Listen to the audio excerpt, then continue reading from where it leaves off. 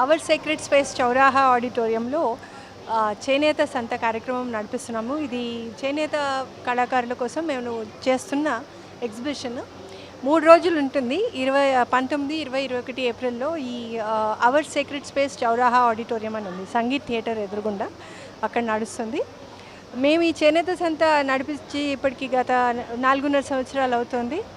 సికింద్రాబాద్లో మాత్రం ఇది మేము రెండోసారి పెడుతున్నాము. అంతకుముందు డిసెంబర్లో ఒకసారి చేసాము, మళ్ళీ ఇప్పుడు చేస్తున్నాం. అంటే ఇప్పటివరకు హైదరాబాద్లో బాగా పాపులర్ అయింది మా చేనేత సంత.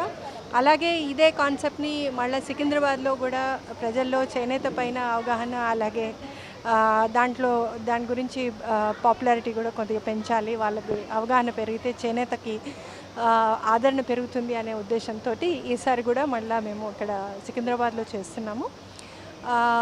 ఇక్కడ మన దగ్గర తెలంగాణ నుంచి, ఆంధ్ర నుంచి, అనేక ప్రాంతాల నుంచి అన్ని రకాల వస్త్రాలు తయారీదారులు కూడా ఇక్కడ స్టాల్స్ పెట్టున్నారు. కొంతమంది ఇతర రాష్ట్రాల నుంచి కూడా వచ్చి ఉన్నారు.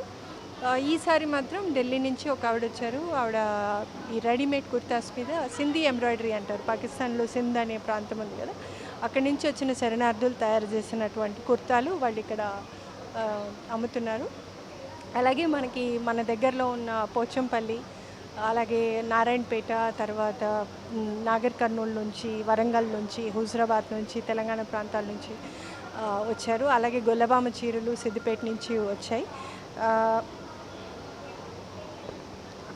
తర్వాత మనకి ఆంధ్ర నుంచి రకరకాల వస్త్రాలు వచ్చాయి. బొబ్బిలి చీరలు, పొందూరు ఖాదీ, అలాగే జామ్దని సారీస్, మంగళగిరి డ్రెస్సెస్, సారీస్, తర్వాత చీరాల నుంచి డ్రెస్సులు, గోదావరి చీరలు, ఉప్పాడ, వెంకటగిరి, అలాగే ఖాదీ కలంకారీ ప్లస్ పెన్ కలంకారీ చీరలు, ఇలాగ అనేక రకాలైనటువంటి వస్త్రాలు మనకి ఇక్కడ ఉన్నాయి.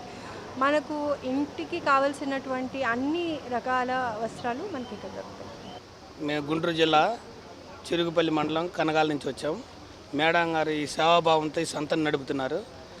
గత 10 సంవత్సరాలుగా ఈ చేనేత రంగం రాను రాను రేటు పెరిగిపోయి కస్టమర్కి అనుకూలంగా లేని కారణంగా ధరలు అధికమైపోతున్న వల్ల కస్టమర్ కొనడానికి లైకింగ్ చేయట్లేదు.